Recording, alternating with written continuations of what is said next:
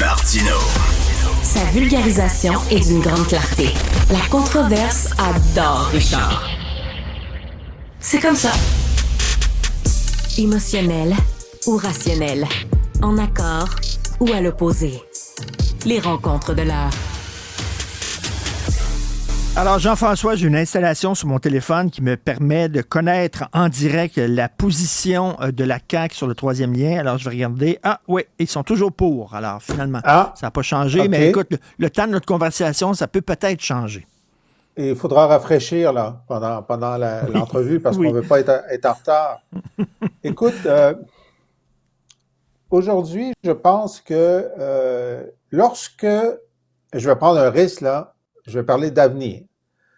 Lorsqu'on annoncera la défaite du gouvernement de la CAQ un soir d'octobre 2026 et qu'on voudra établir à quelle date est-ce qu'ils ont définitivement perdu, on pourra dire que c'est ce jour-ci, ce jour-ci de juin qui était le jour où ils ont définitivement perdu pour deux raisons. C'est que c'est la fois où ils ont encore changé d'avis sur le troisième lien. Alors, donc, ça a été la fin de leur crédibilité. Et aussi, à cause de Jean-Yves Duclos. Alors, Jean-Yves Duclos, c'est le député et ministre libéral fédéral de la région de Québec. Et là, la seule chose qui restait à la CAQ pour essayer de justifier ce troisième lien, c'est les camions. Il faut faire passer les camions. Et la dernière fois qu'il était pour le troisième lien, il était pour un troisième lien autoroutier où il n'y avait pas de camions. Et d'ailleurs, les libéraux provinciaux ont sorti des citations de Geneviève Guilbeault. Ils disaient, c'est sûr qu'on ne peut pas mettre de camions dans ce tunnel-là, ce serait trop dangereux. Puis la pente est trop raide. Puis de toute façon, le pont Pierre-Laporte, il est parfait pour les camions. On n'arrête pas. On a une unité spéciale pour être sûr que ça va bien aller sur le pont Pierre-Laporte. Alors là, aujourd'hui, tout à l'heure, à 13h30, ils vont dire, écoutez, finalement, on n'avait pas pensé aux camions.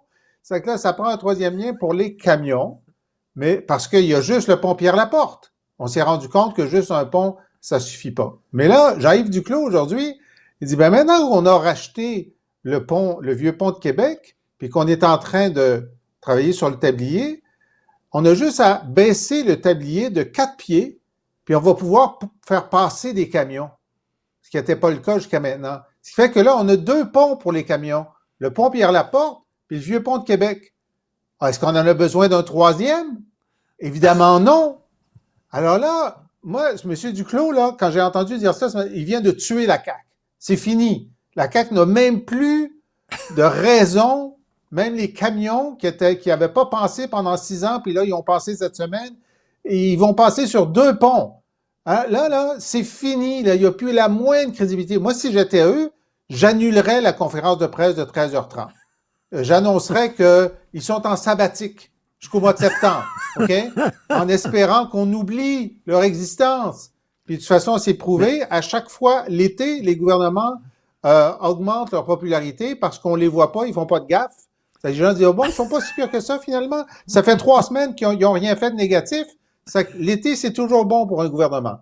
Mais là, je sais pas si c'est trop tard, s'ils nous écoutent à Québec, dites que le premier ministre a le COVID, n'importe quoi.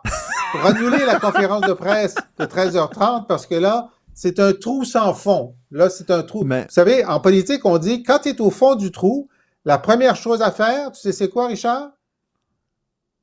Arrêtez de creuser. Arrête de creuser. Si tu es au fond, arrête de creuser. Et là, à 13h30, il n'y a rien d'autre qui peut faire que de creuser, ça fait arrêter. C'est mon conseil. Écoute, t'es très drôle, mais on rit pour pas pleurer. Parce que c'est une farce incroyable, tout ça. Oui, mais de toute façon, comme disait M. Parizeau, mon regretté patron, ce qu'ils vont dire à 13h30, c'est des paroles verbales. Des paroles verbales. C'est bon, hein? C'est des paroles verbales. mais ils vont avoir la face longue. Bon, ils vont annoncer que contre la volonté de la majorité de leurs électeurs de Québec, ils vont faire le tramway tel que recommandé par CPDQ, qui était le projet de Régis Labaume, qui était le projet du PQ d'ailleurs. Hein? C'est exactement ça. Tous leurs adversaires on va faire ce que nos adversaires veulent contre le vœu de nos électeurs. Fait que déjà, ça part mal. Pour le troisième lien camion, le pont camion, ben ça, on va donner ça à l'agence de transport qui n'existe pas encore. OK? Tu sais, quand tu veux vraiment que ça aille vite, tu le donnes à un truc qui n'existe pas encore. Donc, la nouvelle agence, pour l'instant, il n'y a pas un seul employé. Et eux vont nous faire un rapport quand on ne sera plus au pouvoir. OK? Il n'y a aucun scénario où il y aurait même une pelletée de terre avant qu'ils perdent l'élection d'octobre 2026. Est-ce qu'il faut dépolitiser tout ce qui est construction de structures routières? Parce qu'on a sorti le Québec de Duplessis, mais on n'a pas sorti Duplessis du Québec, puis on fait encore des ponts et des routes pour avoir des votes. Est-ce qu'il faut extirper ça de la structure politique et donner ça à des indépendants qui ne sont pas élus? Ben non, parce que ça ne marchera pas. Parce qu'à la fin, la souveraineté populaire s'exprime dans des élus. Alors, si les élus n'ont plus de crédibilité, tu changes d'élus. OK? Parce qu'on a beau dire, là, ça va être des indépendants qui vont dire, mais les indépendants vont faire un rapport, puis ça va être les élus qui vont décider à la fin, puis il faut que ce soit les élus qui décident à la fin, parce que c'est quand même la volonté populaire, et le peuple a le droit de se tromper, puis le peuple a le droit de décider qu'ils veulent ceci plutôt que cela, puis bon, c'est comme ça que ça fonctionne. Mais encore faut-il... Je pose une question là, de philosophie politique, Jean-François. Tu connais la chanson des Rolling Stones, You can't always get what you want, but sometimes you get what you need. Est-ce que les élus sont censés écouter le peuple? Mais est-ce qu'un élu peut dire au peuple, vous vous êtes trompé et c'est pas... Vous pensez que vous avez besoin d'un troisième lien, mais je m'excuse, mais c'est pas d'un troisième lien dont vous avez besoin. Vous avez besoin d'un tramway. Est-ce qu'un élu peut dire ça au peuple? Vous êtes dans le champ. Et un élu peut dire ça au peuple en espérant que le peuple va finir par le suivre. C'est courageux de faire ça. Mais tu peux pas changer d'avis 4 fois.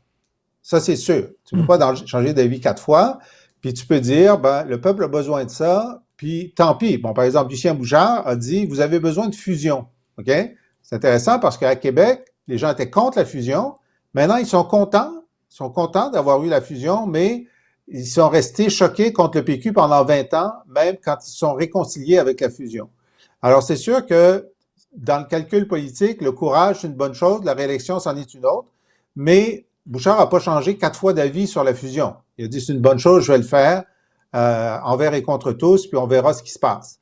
Là, le problème avec la crédibilité de M. Legault, c'est qu'il a changé d'avis tellement de fois que même ceux qui veulent en ce moment le troisième lien, c'est pas sûr qu'ils vont voter pour lui parce qu'ils font pas confiance, alors que il y a une alternative. Éric Duhaime, du Parti conservateur du Québec, lui, a été constant. Il a été constant. On peut être d'accord ou en désaccord, mais la constance, c'est une valeur sûre en politique. Girouette est un mot qu'on ne peut pas dire à l'Assemblée nationale, hein, mais on peut le dire dans un micro, par contre. Oui, c'est dommage, mais on peut dire perdre sa boussole parce que le premier ministre lui-même l'a dit à l'Assemblée. Mais c'est drôle, j'ai vu des textes récemment qui disaient il a retrouvé sa boussole, il l'a retrouvé puis il l'a perdu. Il l'a perdu. Eh mon Dieu, qu'il n'est pas chanceux. Merci, Jean-François, demain, salut.